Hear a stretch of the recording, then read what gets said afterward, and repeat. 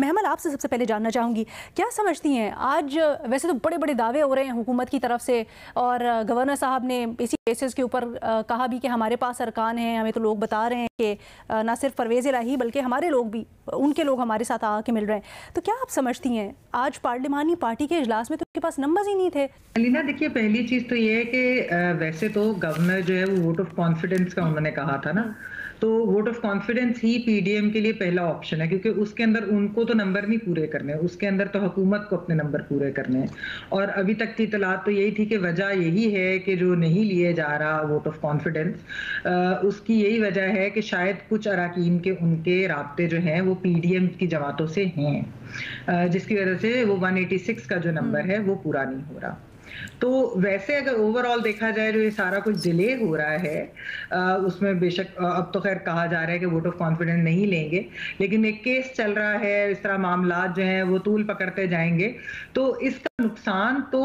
Eventually PTI को होगा। जो इस तरह की जो सियासी कशीदगी भी बढ़ रही है, उनके अपने एलाइज के साथ भी देखिए ना, अगर पीएमएलक्यू के बयान देख लें और आप पीटीआई के बयान देख लें, तो उनमें इस तरह सुहेल साहब कहते हैं खुला तजाद मौजूद है उनके बयानात के अंदर, हालांकि वो एक दूसरे के एलाइज हैं। तो इसलिए जो नुकसान है वो उनके, और उसके अलावा खबरें भी आई हैं जो कि चलें डिनाई तो कर दिया गया, लेकिन एक पीटीआई के अंदर डिस्ग्रंटल्ड मेंबर्स के भी ग्रुप्स के साथ जो है बातचीत चल रही है। जहांगीर तरीन ग्रुप, अलीम खान ग्रुप, चौधरी सरवर की बातें आई, उन्होंने डिनाई किया अभी फिलहाल, लेकिन इलेक्शनों से पहले इस तरह की बहुत सारे राब्ते होंगे, कोई नई जमात आती है सामने, क्या किसी पीडीएम की जमात के साथ उनका इल्हाक होता है, इस तरीके से अभी देखेंगे कि क्या होता है। और जहां तक इस सारी कशीदगी का फिलहाल जो फायदा है, देखिए वो सारा फायदा तो इस वक्त जिस जमात को है वो पीएमएलक्यू को है, क्योंकि पीएमएलक्यू के पास वजारत उज़्मा भी है। वो चाहते भी थे कि ये हुकूमत चले, अपना टेन्योर पूरा करे, ये असेंबली जो है वो चले, ताकि जो डेवलपमेंट प्रोजेक्ट्स हैं, जो डेवलपमेंट फंड्स दिए गए हैं, वो भी सारे उस तरीके से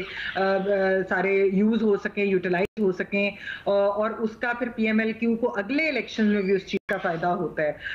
अगर तो कोई पीटीआई के साथ, अभी तो खैर सीट एडजस्टमेंट पे बात जो है वो बातचीत फाइनलाइज नहीं हुई, लेकिन पीएमएलक्यू इस तरीके से डेवलपमेंट फंड्स देती है और जो प्रोजेक्ट सामने ला रहे हैं, तो उसका फायदा उनको कुछ ना कुछ तो अगले इलेक्शंस के अंदर होगा। इस दफा उनके पास अगर 10 सीटें हैं तो अगली दफा उनके ज्यादा सीटें ही होंगी। अभी तो यही मतलब लग रहा है 10 से ज्यादा महमल, कितना फायदा हो सकता है अगले इलेक्शंस में उनको?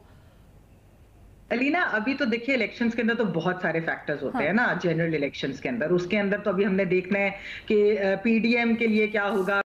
पीटीआई जो कि चाहती है अर्ली इलेक्शंस हो, क्योंकि वो इस वक्त अपनी जो पीक पे पॉपुलैरिटी है वो चाहते हैं कि वो उस मोमेंटम को रख सकें, लेकिन क्या वो अगले इलेक्शंस तक रख सकेंगे कि नहीं, फिर अभी केसेस हैं, खान साहब की डिस्क्वालिफिकेशन पे बातें हो रही, बहुत सारे फैक्टर्स हैं। पीएमएलक्यू के पास मैंने जैसे कहा, देखिए सीएम पंजाब की पोस्ट है उनके पास, सबसे ताकतवर, मतलब कि एक्चुअली बहुत तो ये कहते हैं कि जो पंजाब का चीफ मिनिस्टर है वो प्राइम मिनिस्टर ऑफ पाकिस्तान से ज्यादा एक तरह से पावरफुल होते हैं, क्योंकि सबसे